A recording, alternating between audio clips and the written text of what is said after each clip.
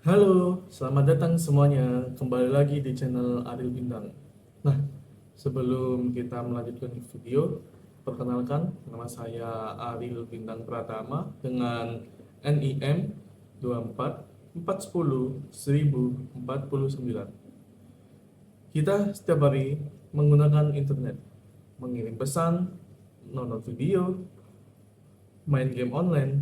Tapi, pernah nggak kalian berhenti sejenak dan berpikir bagaimana sih sebuah data kecil dari laptop Anda bisa menemukan jalannya melintasi benua, melewati puluhan perangkat, dan sampai ke server tujuan dalam sekejap mata. Ini bukan sihir, ini adalah hasil kerja dari sebuah lapisan fundamental dalam arsitektur jaringan yang bernama network layer. Nah, dalam video ini kita akan membahas definisinya, fungsi-fungsinya secara detail, protokol inti yang menjalankannya, hingga melihat langsung bagaimana sih perjalanan sebuah paket data. Jadi kayak paket, tapi dalam sebuah data atau kayak semacam angka biner pada dunia nyata ini.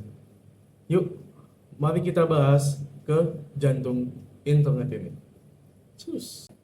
Definisi dan posisi network layer. Oke, mari kita luruskan dulu posisinya si network layer ini.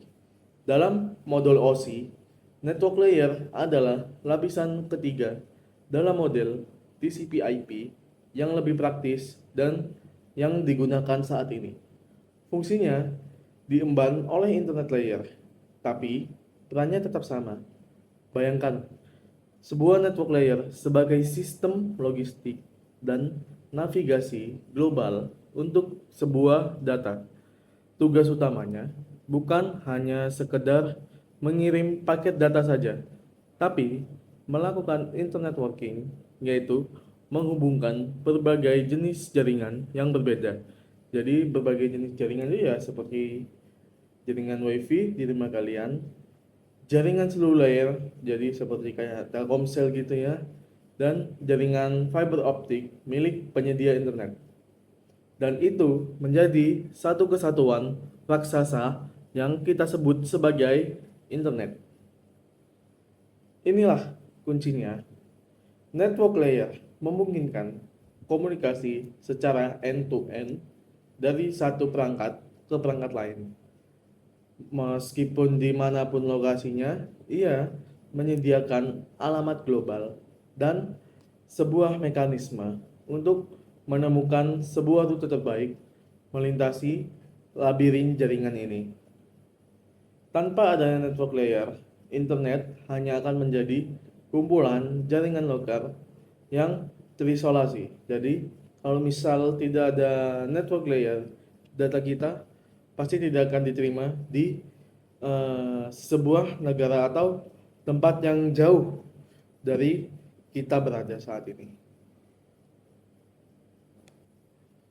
Nah, sekarang kita ke fungsi-fungsi fundamental sebuah network layer. Untuk bisa melakukan tugas berat ini, network layer punya 4 fungsi utama yang akan kita gali lebih dalam lagi.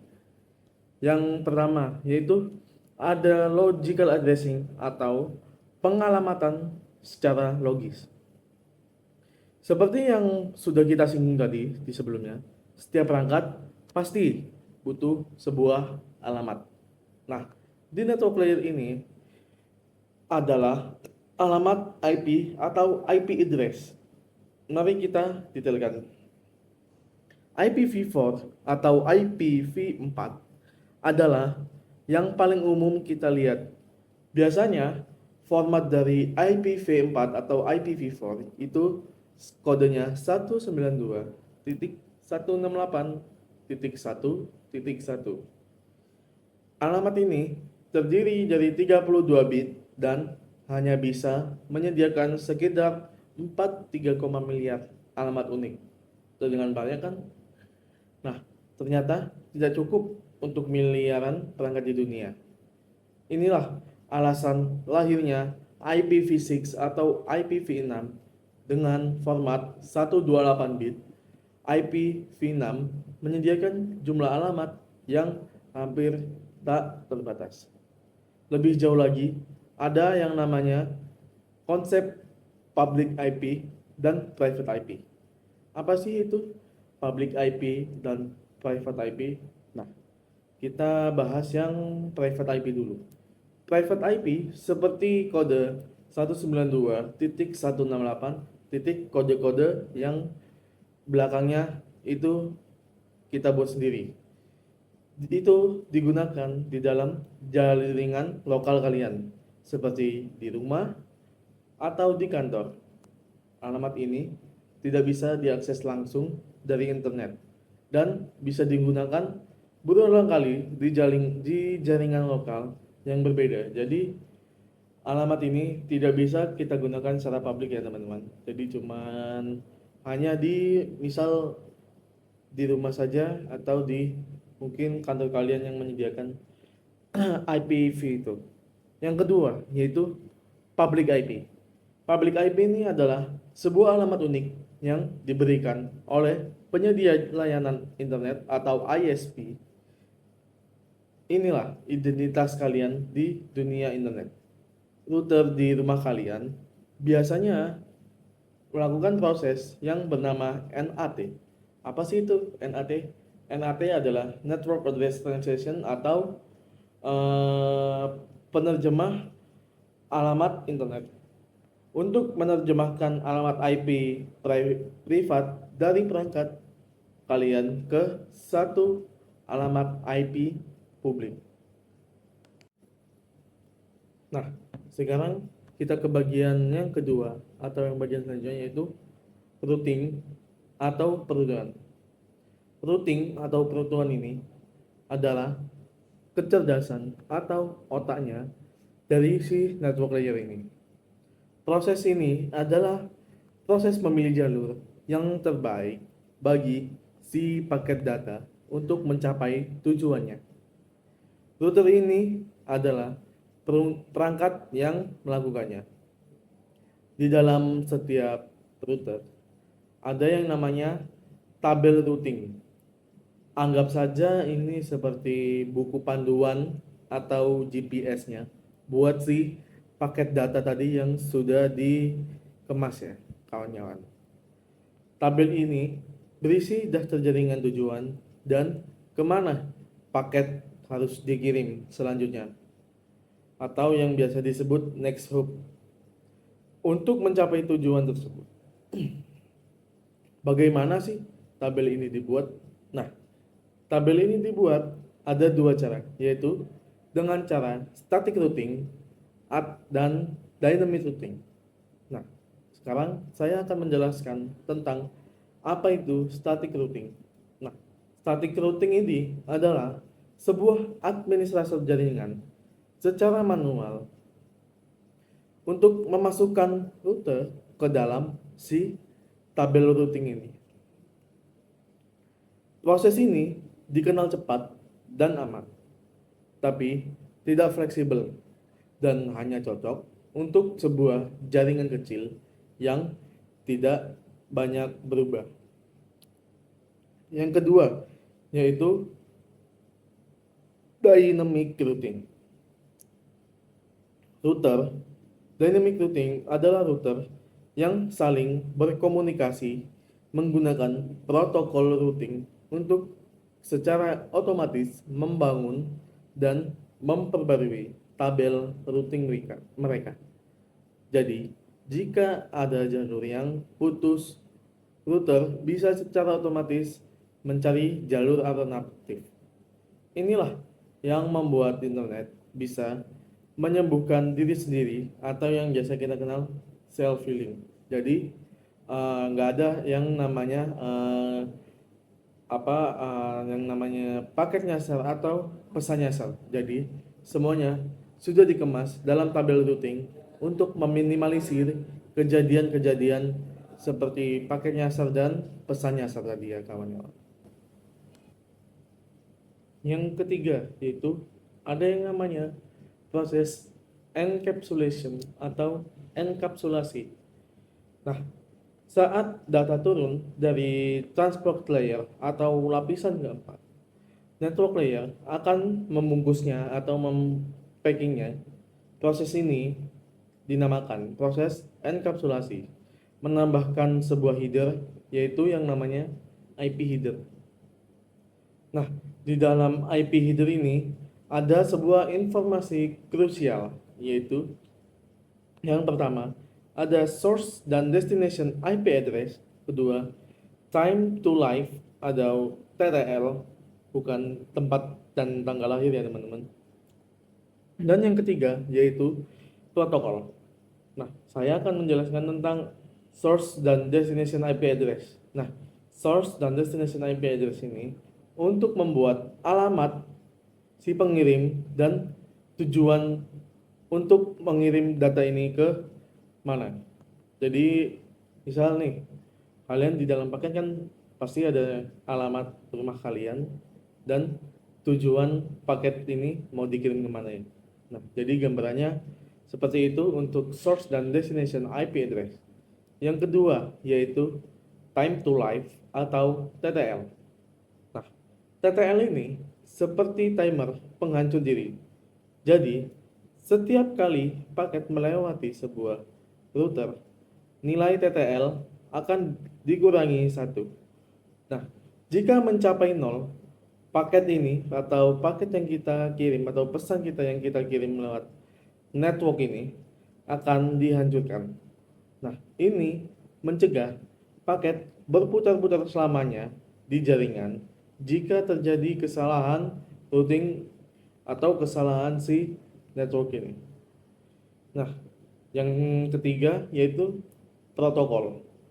Protokol ini adalah sebuah kolom yang memberitahu perangkat penerima dan isi pemberitahuannya itu isi dari paket ini harus diserahkan ke protokol apa di lapisan atas.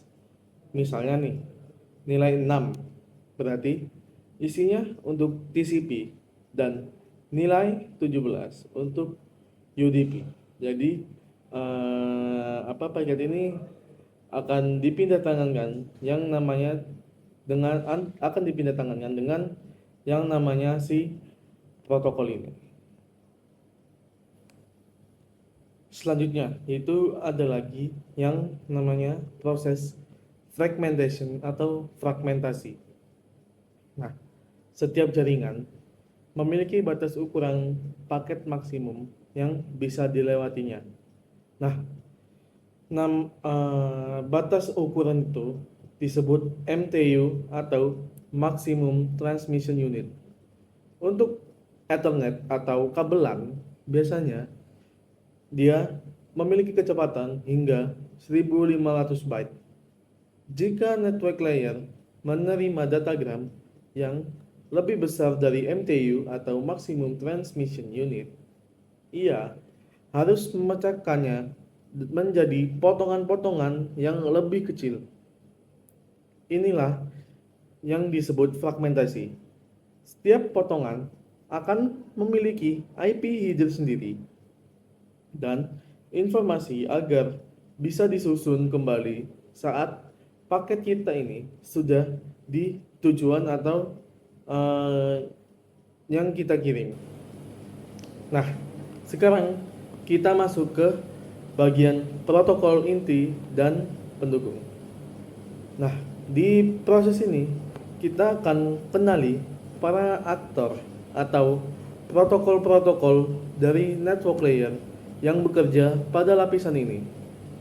Yang pertama yaitu ada yang namanya Internet Protocol atau IP. Internet Protocol atau IP adalah protokol utama, sang pekerja keras. Seperti yang sudah dibahas sebelumnya, ia bersifat connectionless atau tidak membuat koneksi dulu. Dan Internet Protocol ini unreliable atau lebih tepatnya best effort. IP tidak memberikan jaminan apapun. IP ini ia hanya berjanji untuk berusaha sebaik mungkin dalam mengirimkan sebuah paket. Keandalan adalah tugas dari lapisan lain. Yang kedua yaitu ada yang namanya Internet Control Message Protocol atau ICMP. ICMP ini adalah sebuah mekanisme umpan balik untuk IP atau si Internet Protocol tadi. Ia tidak membawa data pengguna, melainkan pesan-pesan kontrol dan kesalahan dalam jaringan. Mari kita lihat contoh praktisnya. Saat kita menjalankan misi, kita mengirimkan pesan ICMP echo request. Server yang menerimanya akan membalas dengan echo reply. Waktu yang tertera, misalnya 20 megaspeed, itu adalah round trip time atau waktu tempuh dari si ICMP ini. Waktu ini yang dibutuhkan pesan untuk bolak-balik. Ini cara terbaik untuk menguji sebuah konektivitas jaringan. Contoh lain yaitu adalah traceroute atau tracer kalau di Windows. Perintah ini dengan cerdas menggunakan pesan ICMP, time exceeded, dan TTL untuk memetakan setiap router pesan yang dilewati paket dari kita sebagai pengguna ke tujuan paket yang kita kirim ke rekan kita atau saudara kita. Tiap baris yang kalian lihat itu adalah satu lompatan atau router. Nah, sekarang kita ke proses selanjutnya, yaitu yang dinamakan protokol routing. Di sebelumnya tadi, kita sempat singgung soal dynamic routing. Nah, dynamic routing ini dijalankan oleh protokol routing. Mereka terbagi dua kategori besar. Yang pertama itu Interior Gateway Protocols atau IGP. Nah, IGP ini atau Interior Gateway Protocols ini digunakan untuk bertukar informasi routing di dalam satu jaringan otonom. Misalnya nih, di dalam jaringan internal sebuah perusahaan atau satu ISP. Yang kedua yaitu ada Routing Information Protocol. Nah, salah satu yang tertua menggunakan metrik hop count atau jumlah lompatan. Sederhana tapi kurang efisien untuk jaringan besar. Yang ketiga yaitu ada OSPF atau Open Source Path First. OSPF ini jauh lebih canggih dari teman-temannya yang sebelumnya. Ia membangun peta topologi seluruh jaringan dan menghitung jalur-jalur mana yang terbaik berdasarkan cost yang biasanya memperhitungkan kecepatan link. Nah, OSPF ini dikenal lebih cepat dan scalable. Nah, ada lagi yang namanya Exterior Gateway Protocol atau EGP. EGP ini digunakan untuk bertukar informasi routing antar jaringan otonom yang berbeda. Nah, yang terakhir yaitu ada BGP atau Border Gateway Protocol. Inilah protokol yang menyatukan seluruh internet. BGP membantu ISP besar di seluruh dunia untuk saling memberitahu jaringan mana saja sih yang bisa mereka jangkau. BGP ini tidak fokus pada kecepatan, tapi BGP fokus pada kebijakan atau policy routing.